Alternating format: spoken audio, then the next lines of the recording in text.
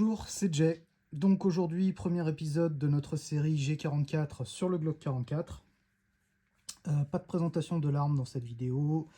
Il y aura une vidéo dédiée dans la série Présenter armes sur ma chaîne. Je mettrai très certainement le lien dans la description. Donc aujourd'hui, allez hop, premier épisode. Vous avez vu la miniature, vous êtes en train de voir l'image actuellement et vous vous dites où est-ce qu'il a été décoté ces cartouches. J'ai jamais vu ça en armurerie.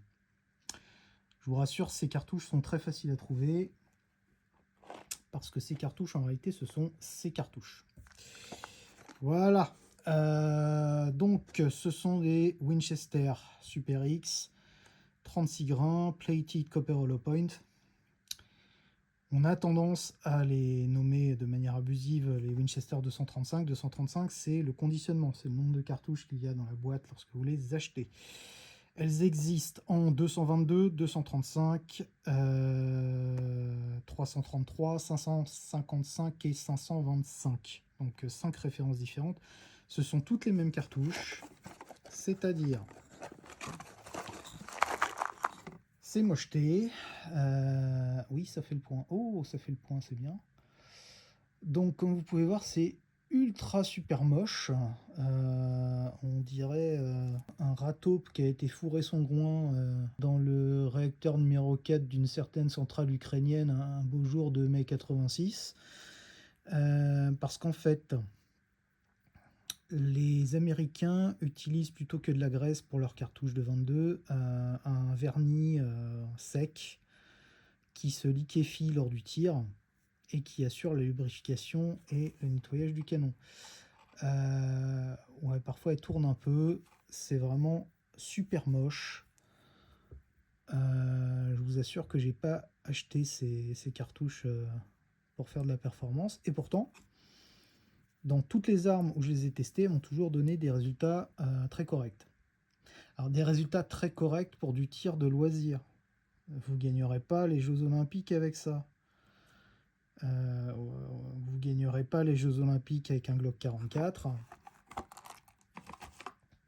Même en imaginant que le Glock 44 soit un jour autorisé pour les épreuves de 22 aux Jeux Olympiques. Ça déjà, c'est pas demain la veille. Donc, comme je disais, des résultats très corrects. Alors, comme toutes les cartouches bulk, c'est-à-dire en grosse boîte à pas trop cher, il y a des ratés d'amorçage. Ce qu'elle m'a fait dans le Glock 44, la toute première cartouche que j'ai tirée, je vous rassure, je ne vais pas chambrer. Hein. Elle s'était coincée avec son gros groin moche. C'est pas facile à dire. Elle s'était coincée contre la rampe d'alimentation. Ce qui est logique parce que vous voyez, elle est très creuse. Le trou est très gros et voilà, c'était coincé comme ça. Incident très facile à corriger, ça ne m'est plus à jamais arrivé par la suite. On va remettre notre Glock en sécurité. Et oui, on peut percuter à vide avec un Glock 44. Je vous expliquerai tout ça dans la vidéo de présentation. Voilà, donc G44, c'est comme vos cartons s'il vous plaît. Le principe, c'est une cible C50 à 25 mètres, minimum 50 cartouches, tir debout à deux mains, par série de 10.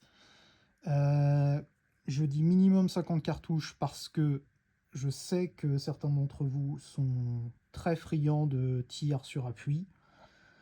Donc comme le 22, ça prend pas de place et ça coûte pas cher, il y aura probablement une petite série de 10 cartouches sur appui en plus des 50 tirs debout.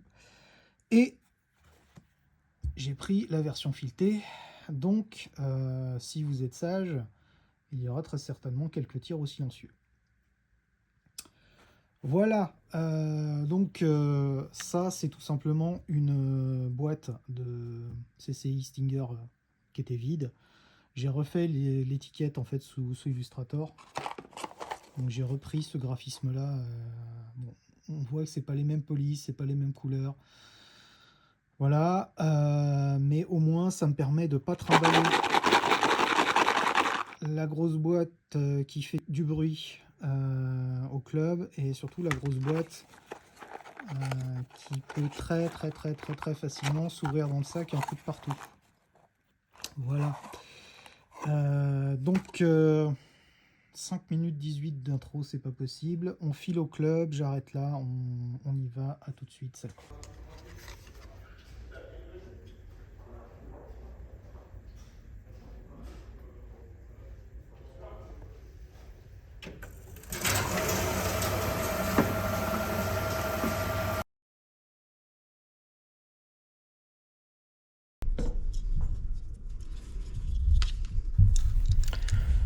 Comme d'habitude, je vais me permettre de commenter un peu. Donc là, je vous montre un chargement de l'arme. Ça n'a pas d'intérêt, vous ne le verrez qu'une seule fois. Après, je couperai.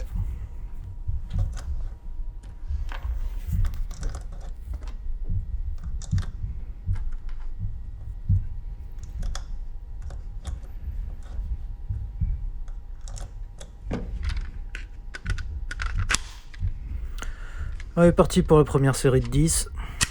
À 25 mètres, bien sûr.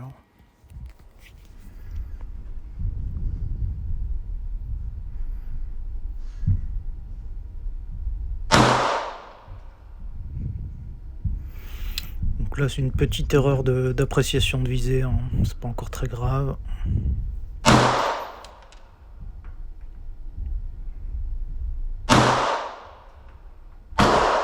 Deuxième erreur d'appréciation de visée, mais de l'autre côté. Enfin, on en a deux dans le centre.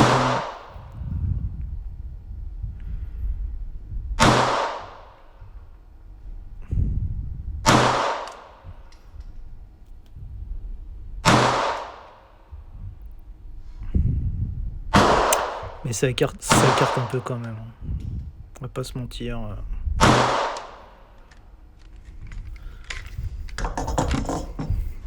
Voilà. Voilà, donc on tient le centre de C50, mais ça ouvre un petit peu quand même.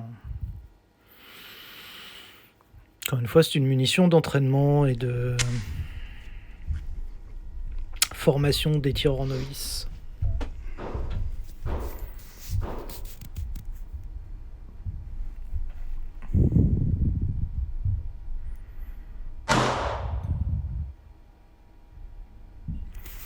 Ah, si vous la voyez pas bien, elle est dans le 7 juste au-dessus de celle qui est marquée en rose, donc juste en dessous du 6.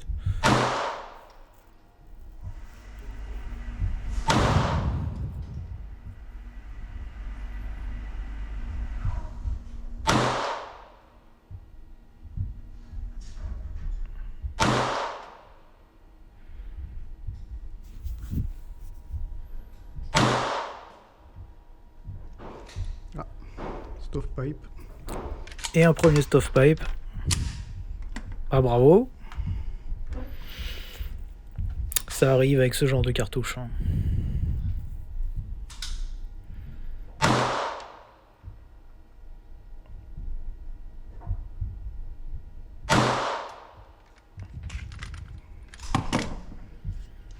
Et là, évidemment, il faut remettre la cartouche qui a été virée pendant le stovepipe. Et on y va.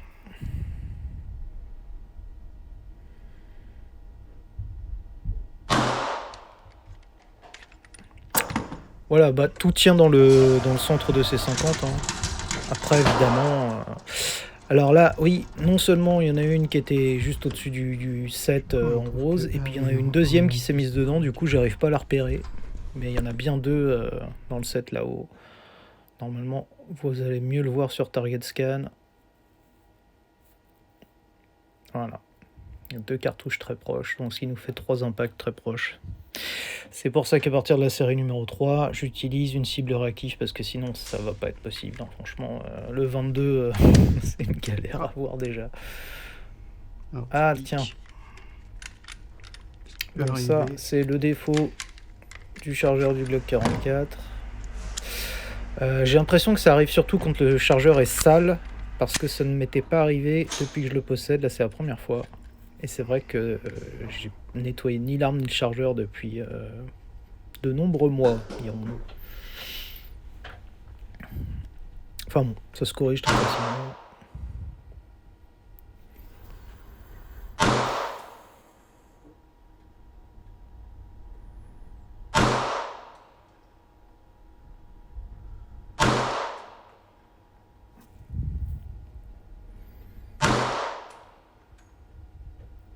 Encore un petit flyer en haut à gauche.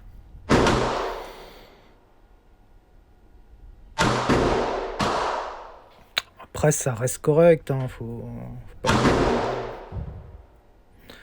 Pour un pistolet en 22 à 25 mètres, ça reste correct, on va dire.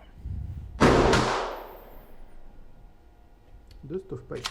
Deuxième stovepipe. Oh là là là là. Ça arrive.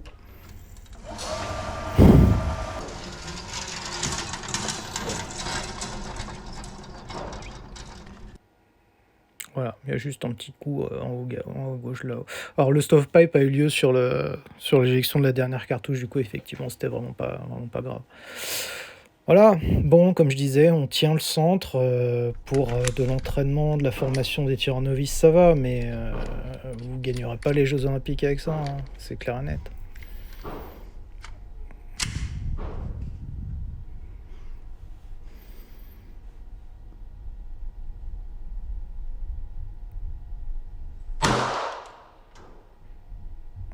Voilà, encore un petit peu en haut à droite là. Et deux au même endroit. Ça c'est moi, hein, franchement. Voilà, quoi.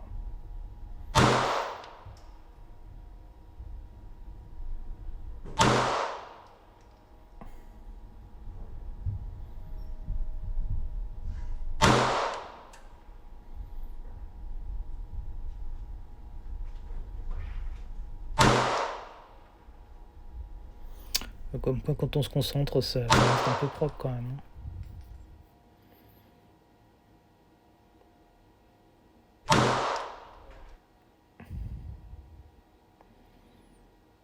Non, là c'est moi qui ai oublié qu'il en restait une. Oui, je sais toujours pas compter. Hein. Ouais, un peu basse la dernière, c'est dommage.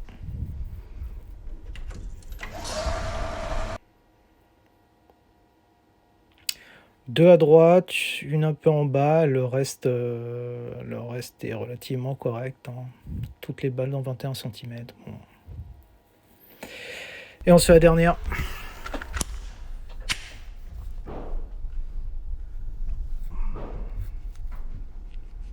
Ah oui, comme tous les canons filetés, il faut souvent revisser la bague en début de série. Ça me fait la même chose sur mon 19. Hein.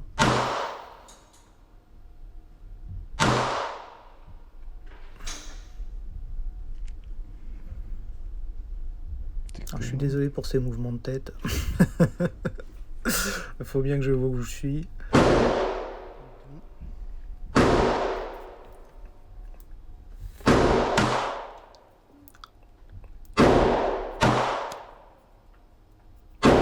Et une un peu en haut encore.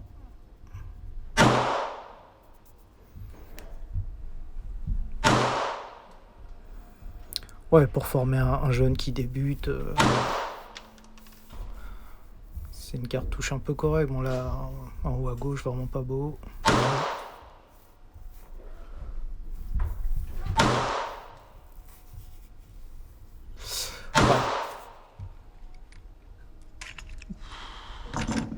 Et voilà, c'est déjà fini. Donc ouais, ça écarte un petit peu à gauche, à droite. Est-ce que c'est le tireur, est-ce que c'est la munition? Bah, je vous propose de passer à des petits tests sur appui et puis vous pourrez vous faire votre propre opinion.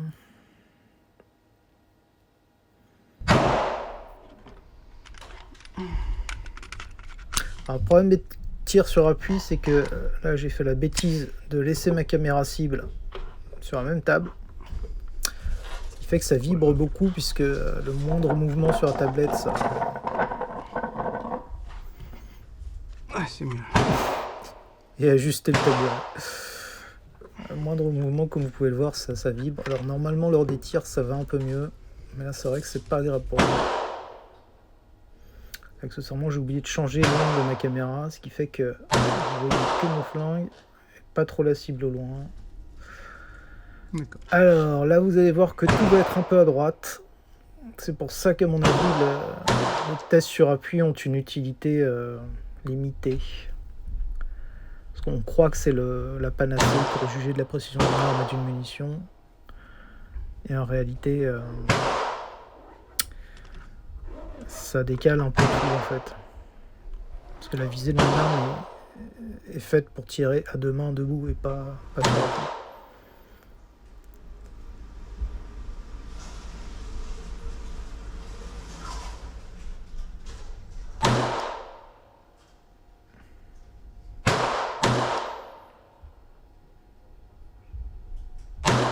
Vous voyez que même sur appui, ouais, on tient des 20 cm, on tient le centre, mais c'est pas tellement mieux qu'à deux mains en réalité.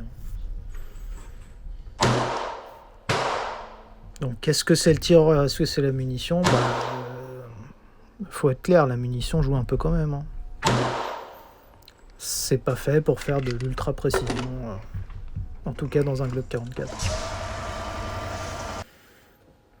Mais ça reste une petite cartouche sympa, et voilà, comme vous pouvez le voir, c'est pas top, c'est un peu décalé à droite. Alors, tous les coups dans 15 cm, ça veut dire que techniquement on tient un 8 de C50. Là, je vous laisse avec le tableau des vitesses, amusez-vous à faire pause. Bon les amis, il est temps de tirer une conclusion sur ces cartouches. Donc comme vous avez pu le voir, des résultats un peu moyens. Je dois vous avouer que avant de les tirer dans un Glock 44, je les avais plutôt tirés en carabine.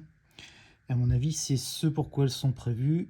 Comme vous pouvez voir sur la boîte, il y a un petit lapin, un petit renard, que j'ai pris beaucoup de plaisir à refaire sous Illustrator d'ailleurs. Donc c'est clairement indiqué qu'elles sont avant tout destinées à la chasse ou à la destruction de nuisibles.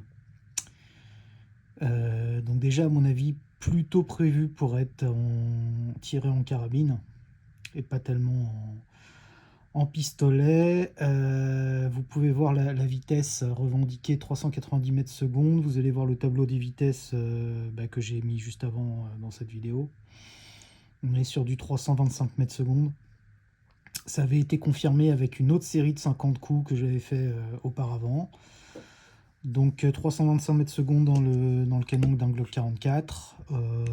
La perte n'est pas énorme, mais clairement je pense que c'est une cartouche qui est plutôt destinée à être tirée en carabine, donc soit en carabine à verrou, soit en carabine semi-auto de type 10-22. Test sur appui, on n'est pas tellement plus précis sur appui que à deux mains, donc on a une précision assez moyenne dans cette arme. C'est dommage. Alors, quelle conclusion en tirer? Le problème, c'est que j'ai acheté ces cartouches vers 2019-2020. Et à l'époque, elles coûtaient entre 14 et 16 € la boîte de 235 cartouches. Aujourd'hui, si vous allez sur les sites des grandes armureries en ligne, vous allez trouver dans les 24 € les 235 cartouches. C'est plus du tout le même prix. Bon, toutes les cartouches ont pris un coup à cause de l'inflation et de la pénurie, mais là, ça fait quand même un peu cher. En tout cas, pour tirer dans du Glock 44. Évidemment, si vous avez votre propre terrain où vous tirez avec une carabine de catégorie C, si vous ne tirez qu'avec les armes d'épaule, la donne n'est pas la même. Dans le Glock 44, là vous pouvez voir qu'il me reste 16 cartouches. Je pense pas en racheter maintenant. Alors après, je sais que sur Naturaboy, vous avez des possibilités d'en trouver encore à des 18-19 € la boîte de 235. À vous de voir si ça vaut le coup, notamment par rapport aux frais de port. Moi, je sais que je vais pas en racheter tout de suite. Déjà parce que des cartouches bulk, j'en ai pas mal encore. Et des meilleures que celle-là, et pour encore moins cher. On testera assez rapidement la Federal Champion, hein, qui est ma cartouche bulk préférée. Et qui est encore trouvable à des prix corrects. Voilà. Sur ce, j'espère que ce premier épisode de G44 vous a plu. Le prochain épisode sur cette chaîne, c'est bien sûr vos cartons s'il vous plaît. Le prochain épisode de G44, on ira faire une cartouche plus propre, hein, plus corporate, avec de la CCI Minimag. Voilà, j'espère que ça vous a plu. Comme d'habitude, amusez-vous bien, tirez bien. Salut.